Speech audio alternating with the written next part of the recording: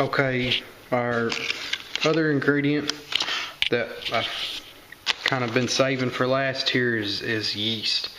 Now, when you order one of these kits, you may be given the option to get a liquid or a dry yeast. I highly recommend, especially as a beginner, to just go with the dry yeast. I mean, I've been brewing for a long time, and I've brewed quite a bit of beer at this point, and I still use dry yeast all the time. I hear people, a lot of guys that have been brewing for a long time, they still believe that somehow liquid yeast is better than dry yeast, and it's yeast, it's just in a different form. And dry yeast has many advantages. The one thing that it doesn't have is variety. There's only so many types of dry yeast available. And the liquid yeast thing is kind of, you see that a lot in the beer brewing world, but in wine yeast there's a big variety of dry yeast, and you don't ever see them really using liquid yeast.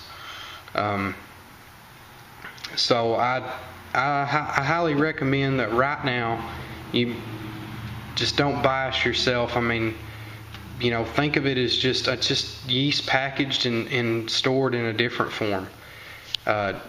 Dry yeast, it stores much better. It can last, I mean, really honestly for like years. Liquid yeast doesn't. I mean, especially really within just a couple of months, it's already went way downhill. This can stand up to more temperature extremes, like during shipping and stuff. In the summertime, I won't order liquid yeast at all. I only order dry yeast, period.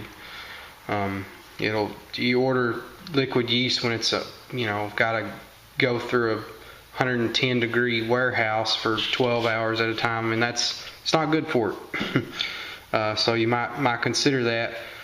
This is really easy to handle and just to use. I mean, you don't need to make a starter. Generally, there's enough good cells in here to do a batch of beer. I'll talk later on about doing yeast starters and how many cells you need and all that kind of stuff, but for now, for our purposes, I mean, just understand that this package of dry yeast that you should get with your kit, it'll be fine. This particular yeast is Windsor. That's a pretty popular dry ale yeast. US-05 and US-04 are by far your two most popular dry yeast amongst home brewers. I mean, one of them is an English ale strain, the other one is an American ale strain. They're both great. I still use them all the time. I really like 05, the American ale strain, but I use a lot of dry lager yeast, 3470, and which is made by Fermentus, and so is S23. I use those quite a bit as well. Then there's a newer dry yeast, Bell Saison. It's for making Saison. It's a real good dry yeast. We're starting to see a little bit more variety in the dry yeast, but it's still kind of lacking. I mean, for instance, there's a lot of styles of beer. If you wanted to brew it, it's hard to find it in a dry yeast. And with liquid, I mean, there's probably 100 different varieties out there. So that's the one drawback really to dry yeast, or the only drawback is that you're a little bit more limited on which strains you can get. But that's changing, and I think as time goes by, we're going to see more and more dry yeast strains come out. One reason why there's not a whole lot at this point, or is not as many as we would like, is because not all yeast strains can really withstand the process that it takes to put them into a dry form. So that's why you still see seeing so many liquid forms and not dry.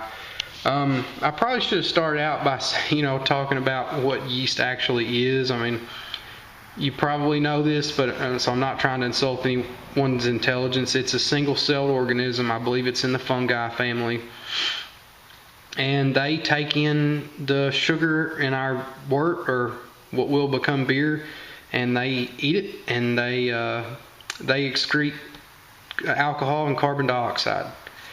And that's it's a lot more to it than what it sounds like, and there's a lot of stuff going on during a fermentation. I used to think that it was much simpler than what it really is.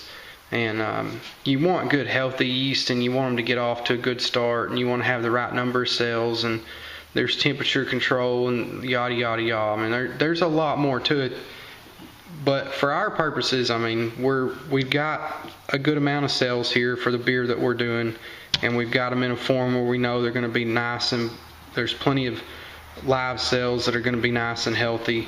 So we don't need to concern ourselves a whole lot with that when we're using this dry yeast in for what I would call a regular gravity beer, what's going to be of average alcohol strength at the end of the day. We don't need to concern ourselves with too much technical stuff.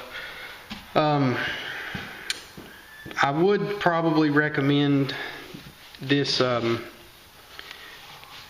This book is written by Jamil Zainasheff and Chris White. It's just called Yeast. I mean, but it's a really great book. I mean, I read it. I mean, it's a good thing I have it on my Kindle, because if I had like the hard copy, the pages would be falling out right now. Just a lot of good information in there, and it really opens up your eyes. I mean, even maybe some of it you don't want to geek out too much. Maybe it's a little too much for you. You don't care about the biological processes of how alcohol's formed and how yeast take in oxygen and things like that. But if nothing else, it just makes you aware that these are living organisms that you're dealing with. I mean, they're alive, and you don't even have to have a very powerful microscope to see them.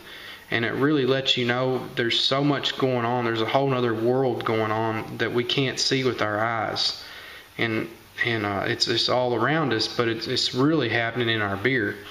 And it really helped me to kind of learn how yeast, I mean, and how we treat them, they can just make huge impacts to the difference in the quality of our beer.